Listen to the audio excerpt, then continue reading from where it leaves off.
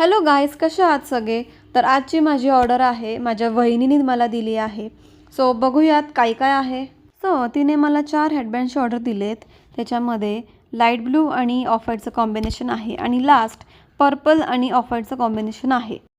So हे सगळ्या आउटफिटवर खूप छान दिसतं. वन पीस म्हणा, ट्रेडिशनल, जीन्स टॉप हे सगळ्यावरती खूप छान दिसतं.